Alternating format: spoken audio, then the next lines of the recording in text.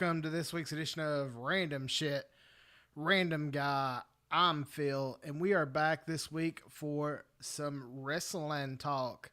That's right, this week's episode we will be discussing this Saturday's events, and we're going to go into detail about news calls. We're going to talk about all kinds of stuff. We've got some random news of the week as well at the end, so be sure to hop in those chats.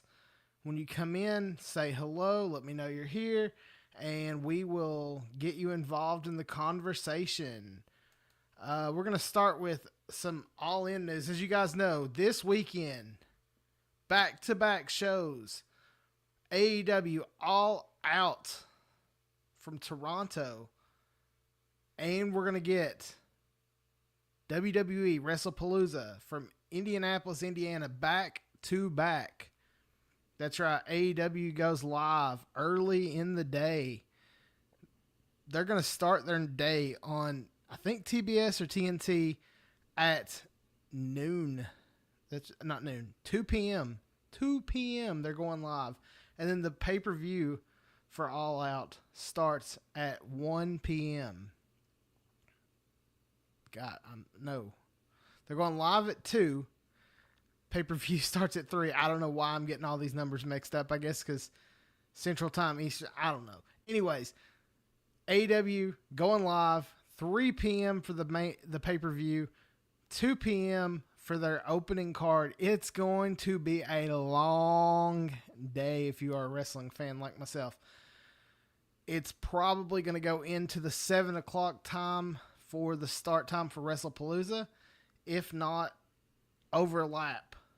So we're going to get into how this card's going to start. We're going to start today off with the Tony Khan press call talking about AEW's All Out. And he made an announcement that the card will start with Cope and Christian versus FTR.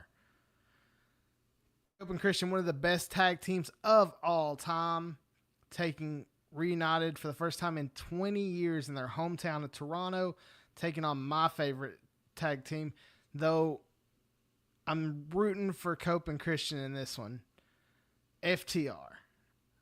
I love FTR. I think they are the best tag team of the modern era. And to offset something that we're going to talk about in a few minutes with WWE, Tony Khan announced that they are going to kick off the show with Cope and Christian. They did the same thing at the last pay-per-view. They kicked off when they tagged together at All In. I think it was All In. The last time that Cope and Christian went together, they kicked off the show. They're kicking off the show again. I thought they might save this and close out the night with that. I don't think they want to go head-to-head with that. I think they want fans to see that. I think they want them to see what is going on. I think they want to grow the audience. What's up, Bill? But yeah, I think for sure they want to grow the audience and kick off with a bang. Kick off for the fans. Make the crowd happy from the start. They know if they're coming there. If you're going to an AEW show, you know you're going to have a great fucking time. I've been to several myself. But you know if you're going to an AEW pay-per-view, you're there for a damn banger. There's never a bad match on an AEW pay-per-view. I've never seen it. Now, are they long as fuck? Yes, they are extremely, extremely long. That's what she said. But you're going to be there a long time, but you're going to have a great fucking time. If you guys are wondering about my AEW predictions, they're going to be out tomorrow. I'm not going to get into the card. I'm going to save that for tomorrow. If you guys want to throw in the chat who you think is going to win, I'll definitely talk about each matches that way. I'm not going to break down the card. There's so many matches. I can't believe they waited until Wednesday night to kind of finish up this card. They are known for doing that, but they've added to the pre-show yesterday. They finished up their 4-way ladders tag team match yesterday. That's insane to me that you're going down to the wire like that but it's a great way to use September to Remember or Dynamite. But seriously, going to the damn wire like that, like that's a big match that could have been promoted a lot better than being like, hey, we're throwing this together on Wednesday night. The pay-per-view is on Saturday. There you go. That's what you're getting. So I love the fact that they keep adding to these shows, but I think the card should be locked in at least a week in advance. For those of you wondering, how do you watch this show? This is the first time they're going to be on HBO Max. You can get a discount for the pay-per-view on HBO Max. I think it's like $10 off. It's not enough to call it a discount. I think it should have been like the price of what you paid for Max plus taking off the $50 price tag that it typically is. You can also use a VPN and get this for the prices that they use overseas. But yeah, you're definitely gonna, if you're a wrestling fan, you want to be there watching AEW All Out this weekend. Now let's get into some of the things that Tony Khan have had to say in this week's media call yesterday. Tony Khan heard what WWE said last week. Last week I talked about ticket prices and how WWE keeps raising those ticket prices and it's getting insane. Well, Tony Khan said today during his All Out media call that he wants to keep it available for families. He felt that AEW has been moving in the right direction for a long time, and he wants it to be accessible to fans and families, more importantly, of all backgrounds. He says that they want to keep ticket prices affordable. They want to come to cities where people can come to see the show. They want them to be more family friendly because he knows WWE is going to price out the fan. If you're a WWE fan, like myself, you're probably not going to an AEW show. It's too fucking you're not going to a WWE show because they're so fucking expensive. But you might go to an AEW show. I've been to several AEW shows, sit all over the place, and I've not really paid crazy prices. I've sit on the floor for under $70. So you can go to an AEW show and have a great time. It's a intimate venue. Most times it's a lot of fun. So AEW is combating those prices by being like, hey, we're going to go straight to the source. We're going to lower those prices, which, I mean, like I said, they have if you're going to sit ringside, you're going to pay. That's expected. That's okay. I have no problem with that, especially because a lot of times they come with fan packages, like walking the entranceway, stuff like that. So I love the fact that Tony Khan during this was like, hey, we're going to keep those prices low enough to where families of four can go. A lot of times, like, think about it. If you got two kids, a husband and wife, that's four people wanting to go to a show. If you're going to a WWE show and you have four people going, you're going to be spending at least $300 probably to get in the door. I mean, that's me being on the low end probably. It's got so outrageous even to sit in the rafters at those shows. But AEW, you can go to those shows. Sometimes they have tickets for as low as $30. So you got four people, $120. You're in the door. Got a little money for some souvenirs. Now, I will say, AEW's t-shirts are expensive. WWE's t-shirts, but a t-shirt's expensive these days. But $40 for a live event shirt, that's steep as fuck. I don't care who you are. I remember when you could go to a concert and buy a shirt for like $20, and now it's like, nah, you can't do that. It is what it is. Inflation's a bitch. But moving on with some more stuff from the Tony Khan press conference. Talking about him this weekend, like I said, it's back-to-back shows. He felt moving AEW to an earlier start time was better for the fans. He wants fans to be able to watch these shows. He knows a lot of times, hey, you're watching both pay-per-views because one comes on a subscription service. You're going to buy the other one. You want to be able to watch both. I mean, it's think back to the early 2000s during the Monday Night Wars. A lot of people were taping one show, watching the other. Well, now you can kind of do that with streaming. I mean, if I'm starting my day at All Out and I'm finishing the show. If I missed the first 15, 20 minutes of fucking Wrestlepalooza, guess what? Tomorrow I can watch the first 15 or 20 minutes. It's not that big of a deal. But Tony Khan said he moved All Out to a start time of 3 p.m. because it's best for the fans. And they're always going to look for the landscape of keeping what serves the company best, but what serves the fans best. And moving it forward, it definitely said it's better for the company because if you're going head to head, you got to choose.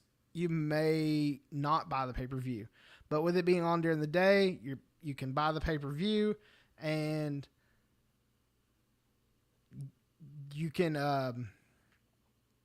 Bill put up, that Deftones t-shirts were $55 and $65, $85. That's fucking insane, man.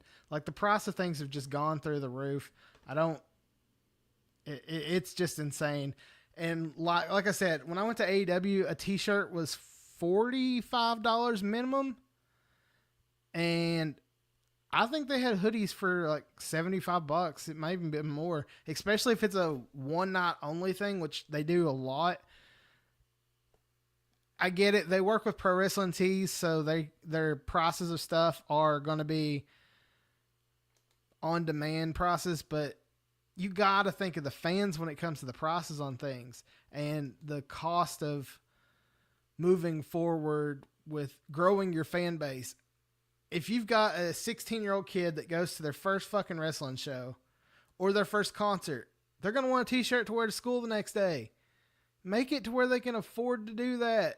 You're growing a fan for life. I can remember going and seeing Simple Plan in concert, and that was my favorite band. And guess what? I bought a fucking t-shirt, and I wore it to school the next day. You want to be able to go to these shows and buy merch. You want to make more money at these shows. And like you said, a $55 t-shirt, $85 hoodie, that's insane.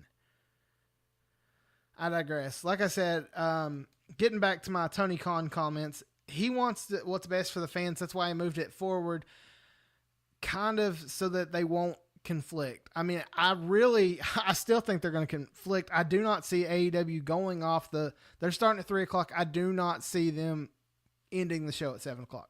I don't. I think they're going to overlap, and I think they're going to overlap for sure. Fuck it. I'll jump to this news. For Wrestlepalooza, Pat McAfee announced today that they're going to kick off the show with John Cena versus Brock Lesnar, their biggest match of the card. Their main event is going to kick off because they know AEW is going to run that show they're going to run long. They're going to run over 7 o'clock. They want to steal some fans. It's smart. I mean, whatever kicks off the show there, but personally, I'm going to want to see, and now I'm assuming it's going to be Kyle Fletcher versus Hangman Adam Page for the main event.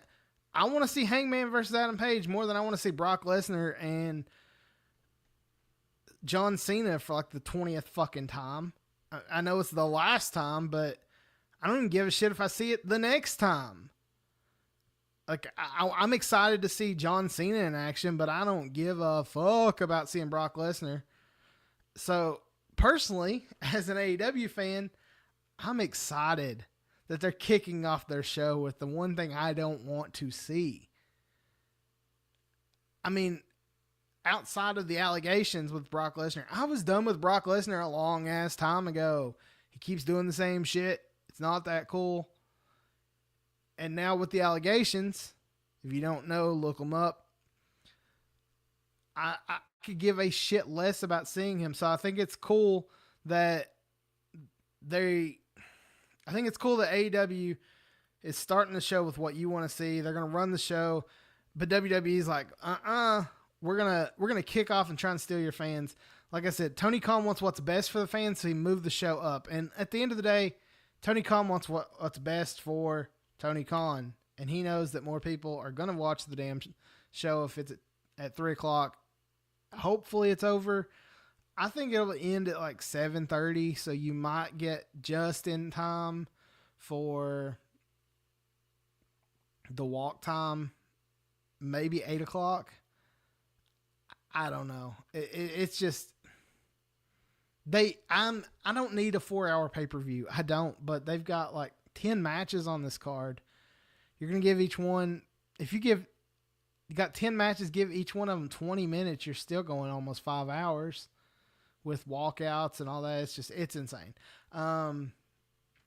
But piggybacking off of last week and my last thing from the Tony Khan AEW All Out press conference, Tony Khan says he has interest in running a huge show in the spring of 2027 with WrestleMania taking place in Saudi Arabia.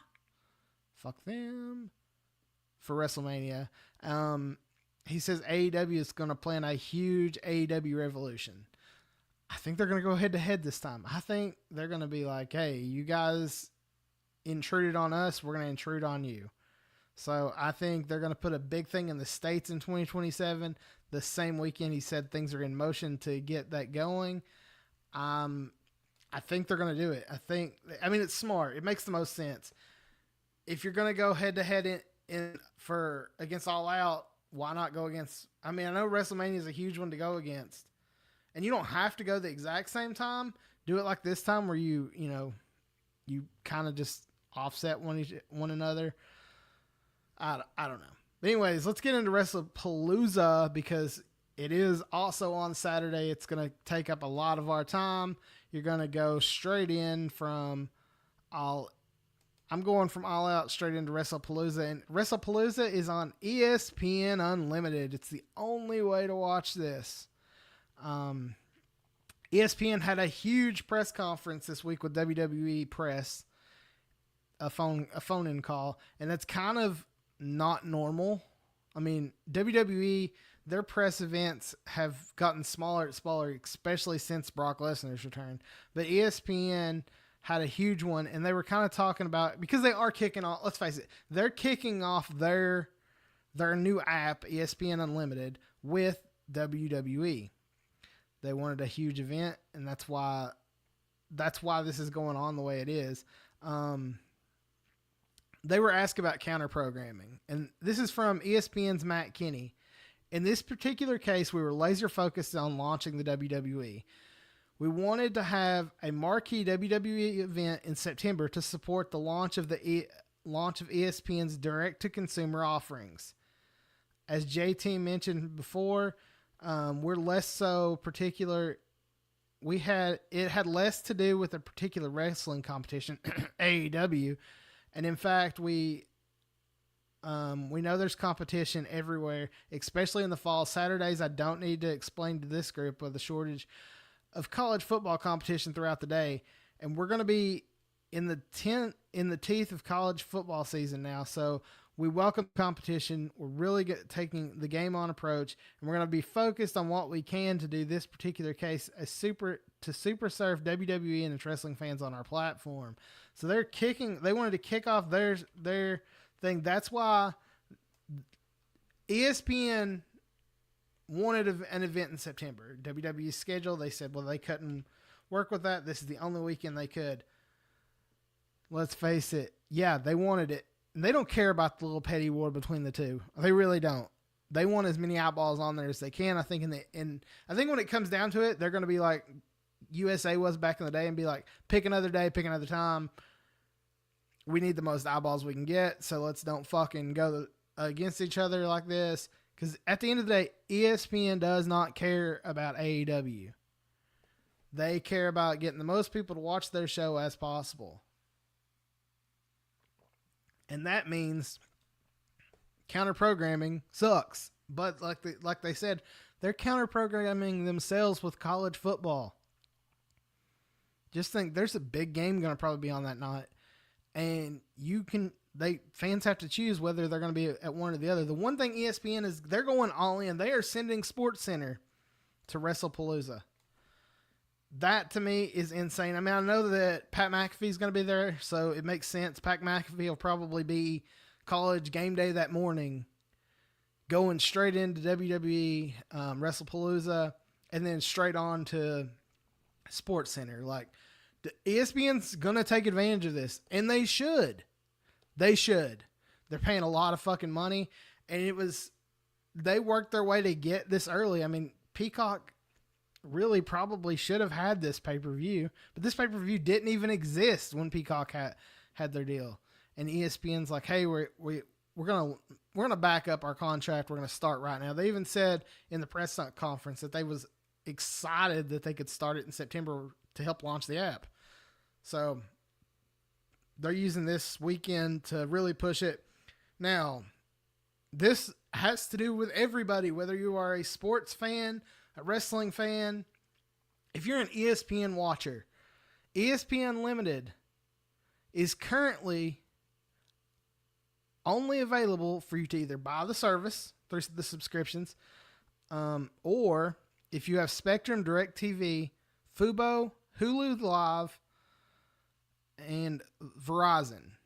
Verizon Fios. I don't know what that actually is, but those are the only ways you're actually going to get to watch this, unless if you subscribe to ESPN Unlimited, not ESPN Plus. I'm going to say that again. ESPN Unlimited will have WWE Wrestlepalooza, not ESPN Plus. If you are a YouTube TV subscriber, you do not have access at this time to ESPN Unlimited without subscribing separately to ESPN Unlimited. Now, I believe that's for a fucking reason. I think they want you to sign up for Hulu Live because Disney owns Hulu. They also own ESPN. So they're going to want as much money as they can that way. If they can't get you that way, they're going to make you come in and they're going to have you subscribe elsewhere. Now, they are working on adding that ESPN package in the future. Whether they will have any, whether they get it this month, sure, cool. But as of the pay-per-view this month, Wrestlepalooza will not be available to YouTube TV subscribers. I think it's a big deal.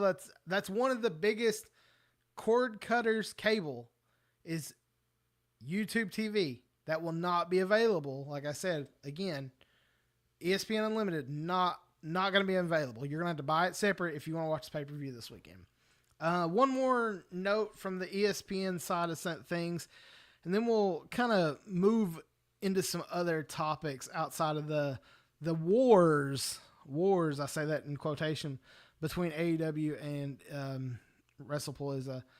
ESPN on their press conference said that they had no say in the Brock Lesnar return. And this is on brand. Now, the reason I say that is ESPN, they may have wanted Brock Lesnar to return because UFC fans know him, WWE fans know him. He's a big name. There's a lot of allegations against him, so they may not have wanted him at the same time. But ESPN as a whole they don't own the content that they run. They pay for it and show it. Now, what I mean by that is they're not going to Major League Baseball and saying, we want this player to play today. We're not going to the NFL. Think of all the guys in the NFL right now that was scandal. Hell, there's one on the Kansas City Chiefs right now that, to the point where Travis Kelce's wearing a free whatever the fuck his name is t-shirt, trying to get him to play. ESPN is not going out there and telling those guys, hey, we want him on the field. It brings us some money. We don't want him on the field. It causes us problem. Their brand is, hey, we don't get involved with that. We air your product. We make money off your product, but we're going to let you guys run your show. We're going to air your show, and then we're going to talk about your show. So I understand when it comes down to the nitty gritty of things. Yeah, they may not have wanted him. They may have wanted him. They're not going to tell WWE don't have this match. And like I said, WWE's kicking off their pay-per-view with Brock Lesnar versus John Cena. The thing that everybody thought they would close it because of the fact that AEW runs long. They're going to want to steal those fans. That whole main event probably will take place during that match. And if it does, I'll watch it the next day. All right. That is all I'm going to talk about right now as far as the AEW Wrestlepalooza. If anybody wants to hop in those comments right now, I will break it down a little bit more, give you my thoughts on stuff. As of right now, you guys, if you guys want my WWE Wrestlepalooza predictions, they are available right now on YouTube. I will throw that link up right now. So you guys, if you guys want to check that out, you can. But one second while I copy that out. But yeah, my predictions are available, and I will throw that in the chat right now. So if you guys want to see who I think is going to win Wrestlepalooza, hit that button in the chat. And when it comes to All Out, there'll be a separate predictions video. It'll be out around 1 or 2 o'clock tomorrow. It's going to be longer than the WWE show because Wrestlepalooza is 5 matches. AEW All Out is probably 10. I can't remember. I've lost track about how many matches. It may be a 12-match card tomorrow. This is... I think they're trying to beat their longest show, which was their All-In show. I think they're going for it. I think they're trying to run a damn marathon, drive us all crazy. But we love it because we're fucking wrestling sickos. Let's talk a little bit of other news in the wrestling world. Will Ospreay announced today that he had a successful surgery for his neck injury. So pretty excited about that. They still haven't said exactly what the injury is or what kind of... Everybody alludes that it's a neck injury, but they haven't actually said for sure, hey, this is a neck injury. And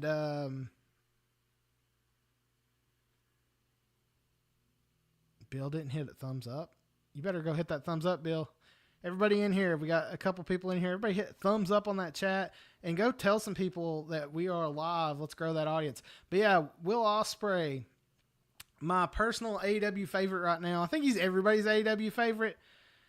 Is currently not on the shows, and that sucks because he just got to where I thought he was going to go for the title, and now he's gone. he's got a pretty serious injury, and that sucks, man. Like, but I'm happy to hear that he's recovering. I don't think we're going to see him for the next, at least until Revolution. I mean, that part sucks. That I don't see him coming around. If it's a neck injury, let's say 6 months, that puts us March, that's Revolution. If you're going to do that big show, like they said, to go against WrestleMania, debut him back there, put in the main event, have him come in as a surprise earlier in the show. I don't know. But yeah, Will Ospreay had a successful surgery today. That right there that makes me happy. Some other news in the wrestling world. Andrade, he's been released yet again from WWE. Now, this time his release comes from a wellness policy violation. Now, if you're thinking, what the fuck does that mean? Well, a wellness policy violation can be a failed drug test. It is not confirmed that it is a failed drug test. It can be as simple as not pissing for a drug test, not being there when you're supposed to be there for a drug test. There's been no sight or scene of Andrade on television since since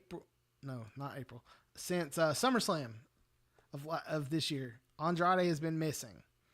Now, he's been back for less than 2 years. He was in AEW for a while, and AEW was really pushing him, and then he left because he was married to Charlotte Flair, and he wanted to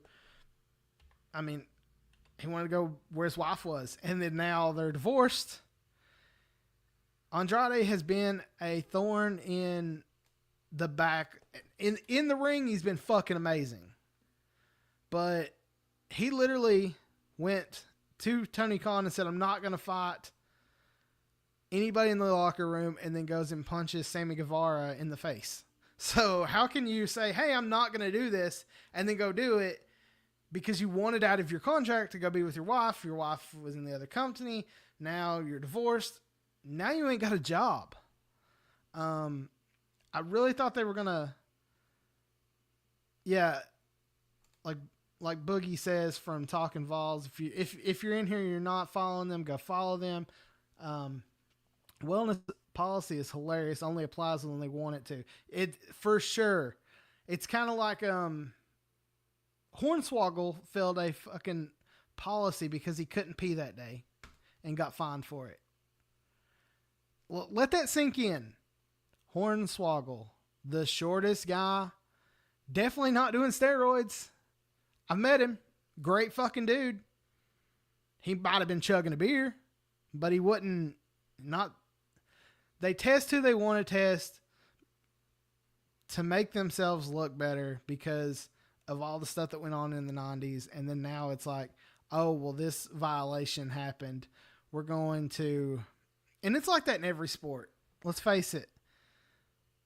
The players that they know are clean get tested more in sports than players that they know aren't clean or aren't superstars. It happens in baseball. It happens in football. It happens in basketball. I guarantee those kickers and punters are getting tested more than the linemen are. It's ridiculous that they would even go to the point where that happened, and you got fired for that. And I get it. They wanted a reason for him to be gone. And like I said, he's caused drama in AEW. He wanted to leave. He went and got in a fight. Now, I'm curious to see, moving forward, where will he go? He can't go to AAA. WWE owns it. He might go back to AEW. He was having great matches, but he pissed Tony Khan off. He might go to CMLL, but guess who's partners with CMLL? AEW. So, I don't know. Now, I do know that Andrade and MJF have gone into business for themselves. If you don't know Maxwell Jacob Friedman, look him up. MJF, movie star now. He has been going at it back and forth with Andrade. Andrade challenged him to a mask versus hair in CMLL. And he was like, nah, no thanks, bro. But they've been going back and forth. He even defended the MJF broke kayfabe to be like, hey, I like Sammy Guevara in his tweets. I would, and they've been calling each other pussies. Like it's just one thing after another.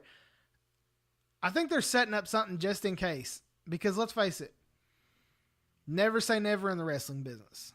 And CMLL, they're having their big show tomorrow. They're on fucking Triller. They're on the same network that I can't talk. They're on the same network that GCW's on.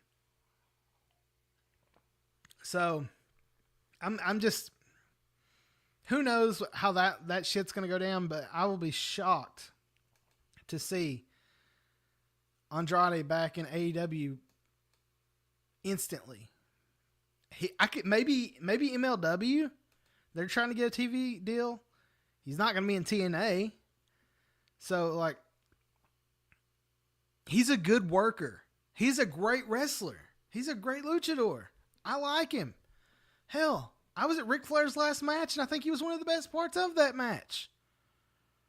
But whether or not, I don't know, man. It's crazy to think that Andrade, a former NXT world champion, I do believe he was in NXT. He definitely had belts in NXT, but huge star in WWE, huge star in WWE. He's gone, and it's crazy. But all's not well in the wrestling world. I have some news that most people may not care about, but I want to talk about. And it has to do with the Tate twins. And if you don't know who the Tate twins are, they was the boys in AEW. I think the Tate twins could have been the future of tag team wrestling. They were paired with Dalton Castle in Ring of Honor, the new version of Ring of Honor, the AEW version of Ring of Honor. But I've saw the Tate twins on indie shows before, and they're going by the boys still, but they're all the shit that went down with them in AEW to the point where they have a lawsuit currently going on against AEW. The Tate twins and Kevin Kelly have a lawsuit dating back to 2024 of how they were fired, misuse, and now it could get even dirtier. One of the Tate twins, Brandon Tate, has went on his Facebook page, and he said the following. It was announced that my brother and I were returning to the ring after being away for 2 years. Today I was informed that Tony Khan and All Elite Wrestling had our opponents removed from our match, and that was supposed to take place next weekend. Not only are they causing issues to continue outside of AEW where we no longer work and our personal life, but they're now affecting our independent promotion, wrestlers, fans, and everyone involved or planned on attending the show next weekend. My brother and I have grinded for almost 2 years trying to get our lives back from the hole that they left us in, and we're finally able to return to wrestling and make a little money for ourselves and try to bounce back.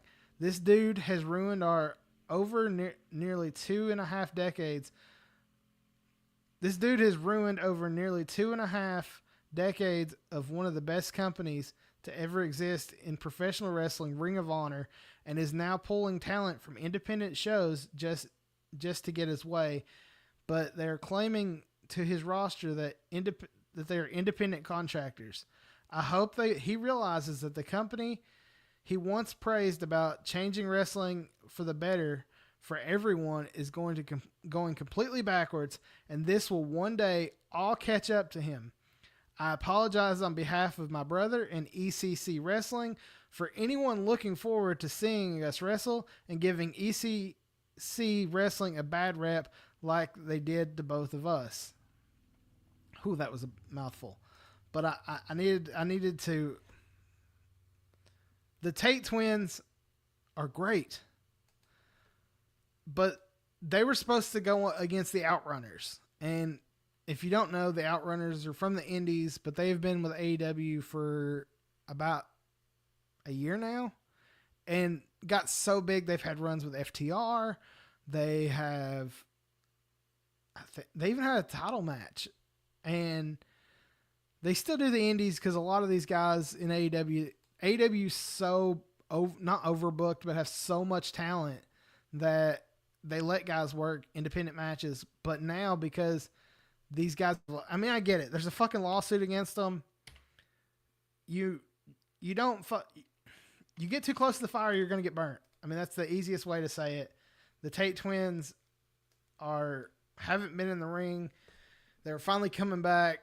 Why would you put your first match back against AEW talent when you know you have a lawsuit against them? Now the Outrunners have been pulled from the card, and they're not even going to be involved. So it's a strange situation. I've been following this because I want to see how this lawsuit's going to go.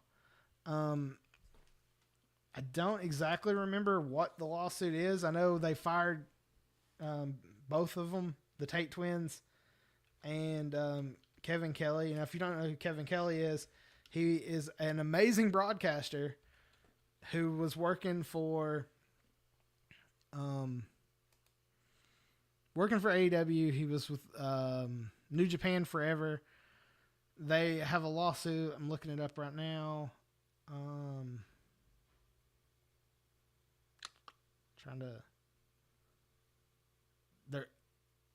It's a defamation lawsuit.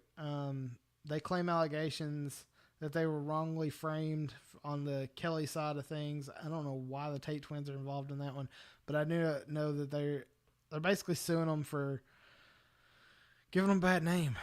And I don't know how they're so small. I don't see how that's going to help them.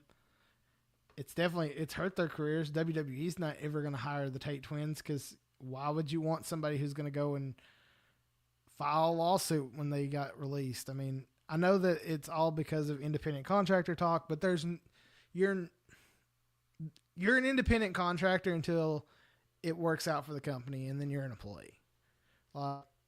My next topic's the UFC. The UFC, you're an independent contractor. You can't fucking work for nobody else. You're not an independent contractor, but then they don't have to give you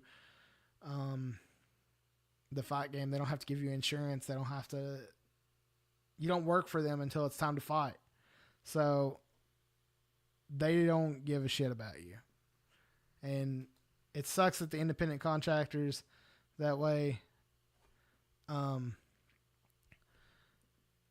being an independent contractor, I mean, like in the sports world's insane, but they're never going to change it without a union, and they're never going to unionize.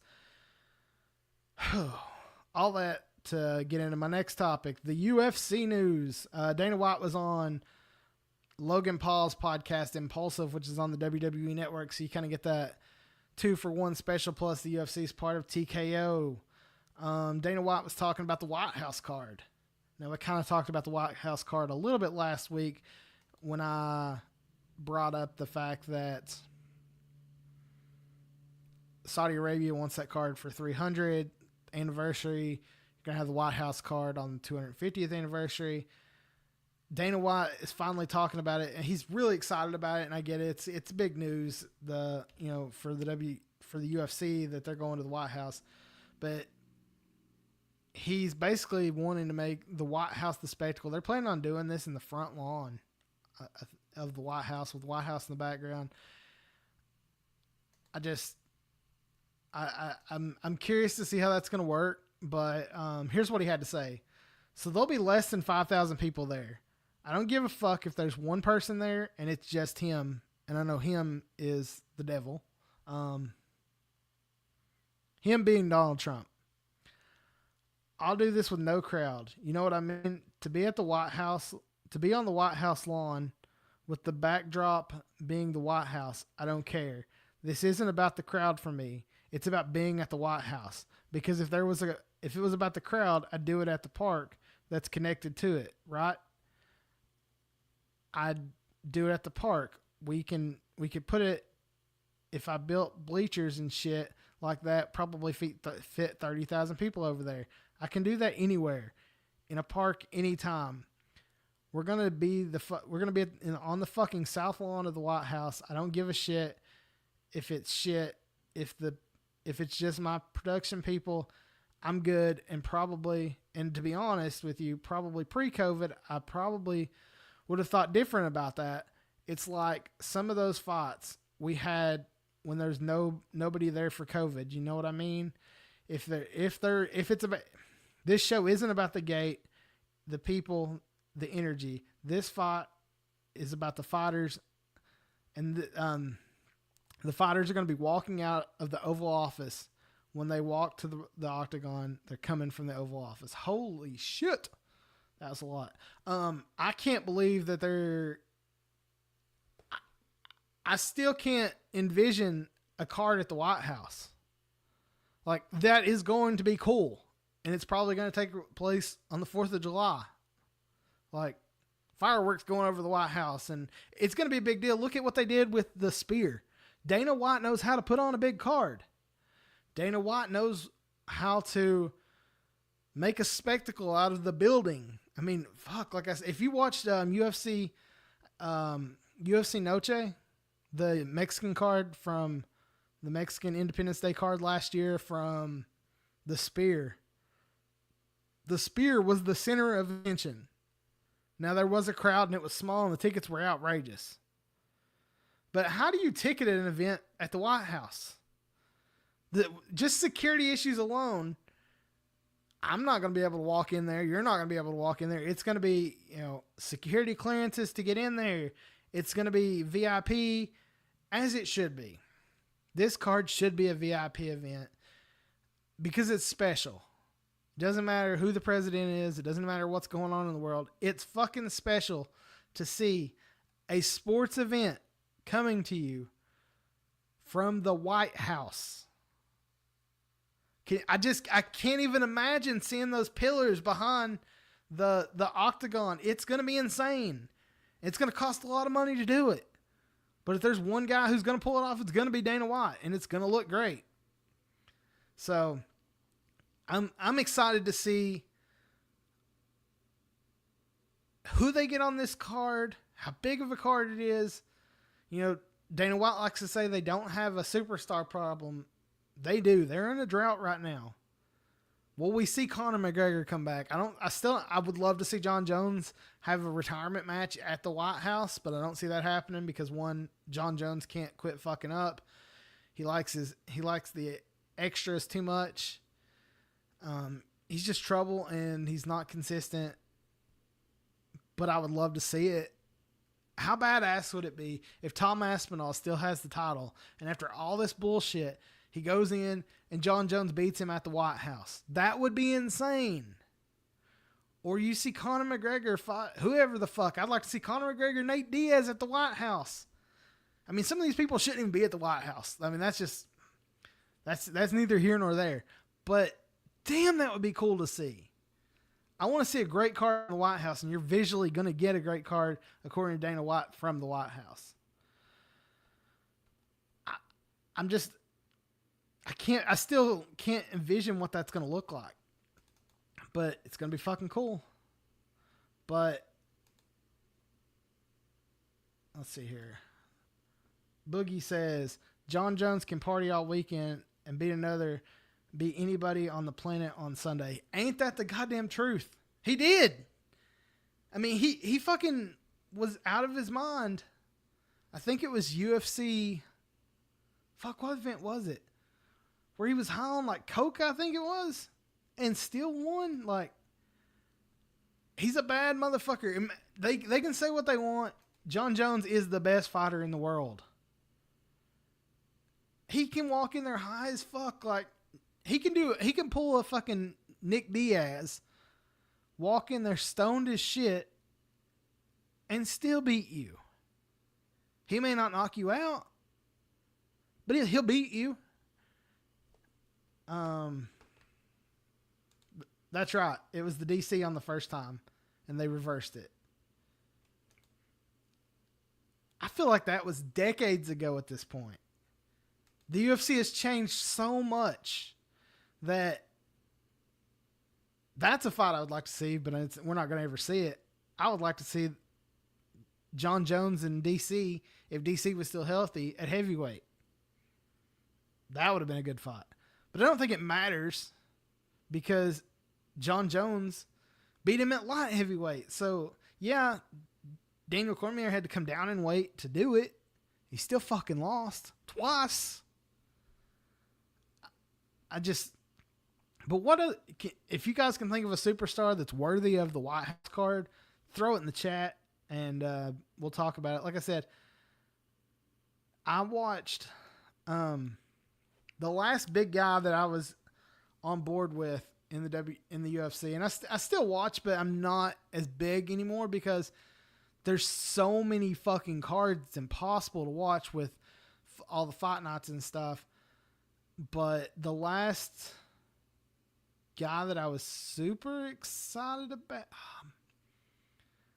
what is his name? He weighed 135, has all the colors in his hair. Let's see here. Former UFC bantamweight champion. Looking that up. Sorry for the silence. Who was it? That was the spear card I was talking about. Bantamweight. Who did he beat? Pulling up the record. Sean O'Malley. Why the fuck couldn't I think of that? Sean O'Malley. And he's beaten him twice. But yeah, Sean O'Malley is the last big superstar that I can remember for the UFC. They're not doing a great job of building superstars. They're doing a good job of building those three letters: UFC, TKO, WWE. Like, the brand is bigger than the guys, and I get that because at the end of the day, the guys aren't making any money, so why not promote yourself? But you don't have a UFC if it's not for those guys. You don't have a WWE if it's not for the guys in the ring. I digress. I'm going to start bringing this show to an end, and as each week I like to bring in a random news story of the week. Last week, it was something I give a shit about, which was the Peanuts coming to Kings Island this weekend. It's just a fun story. It's a funny story. It's a criminal story. This is coming to you from CBS News. I'm just going to read the headline, and that's going to start enough for you guys. Strip club executives bribed auditor with private lap dances, free trips to avoid paying millions in tax dollars, charges say. That headline alone says it all. But a huge company, let's see, what is the name of the company? RCI. They are a nationally, they're a huge fucking company on the stock market. I was watching that. I read the story earlier, and I lost that part of the story. But anyways, the executives of this company are currently in a federal lawsuit they bribed. It's a Houston-based company, RCA Hospitality Holdings. It's a corporate-led group.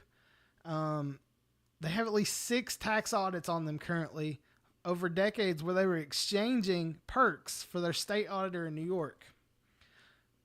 State Attorney General Latita James?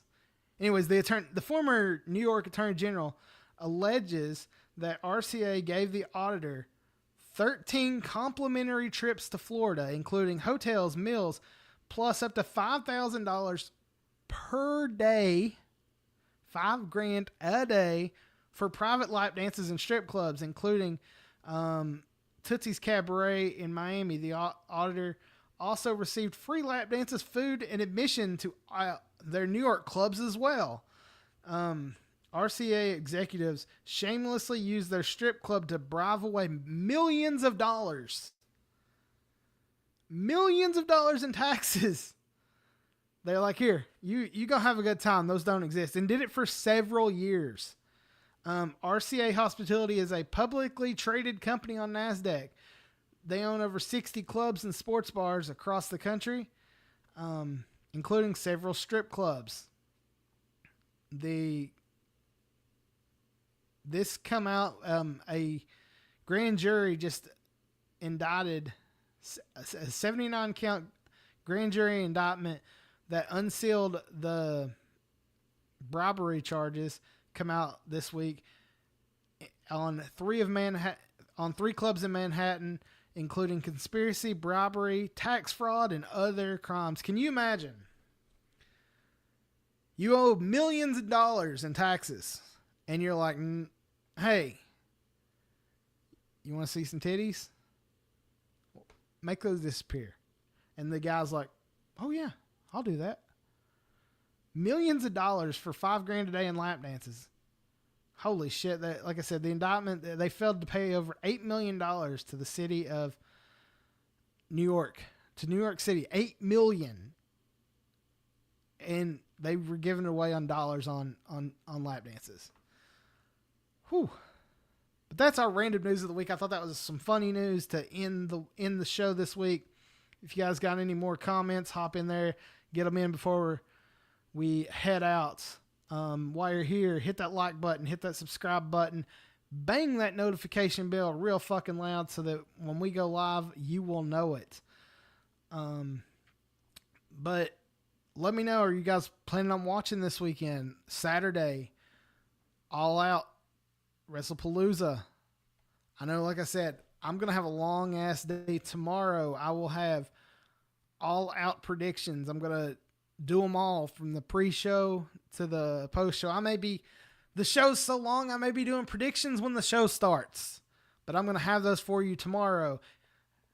Yesterday, we posted our Wrestlepalooza predictions. I thought that took forever. 5-match card. Nah. I'm going to be going forever. And it's going to be all for you guys. So make sure you like, subscribe, hit that notification bell, follow us on TikTok, Instagram, all the places. Follow us at all the places. Let's put it up against on the bottom. Follow us on TikTok, Instagram, X at RSRG Podcast. We're on Facebook, RSRG Entertainment. Make sure you subscribe and notification. If you're on Facebook, turn on the follows so that you know when I post something. But yeah, thank you guys for coming into the show, sticking around with me for around an hour. Thank everybody who hopped in the chat. Thank you, the Talking Vols Network. Make sure you go give them a subscribe and like, and go tell Boogie we sent you. Thanks, Bill, for popping into the chat. Had a great time talking and breaking down that card. I hope to see you guys next week. We will be back next week. Like I said, 3 videos this week. I don't know what next week's going to hold, but we have 3 videos this week. Next week, we're going to talk about some of the matches from this weekend. Whatever news comes up, I'm not going to do a post show. There's so many post shows out there. I don't want to do it. So I'm not going to do a post show. Plus, I'm not going live at 1 o'clock in the fucking morning when no one's online to watch it. And there's so many other people. So I'll give you guys my thoughts on what happens this Saturday on the next Thursday. So make sure you're here at 8 o'clock next Thursday for all new Random Shit, Random Guy. Like us, subscribe, do all those things. Until next, guys, see you later. We're out.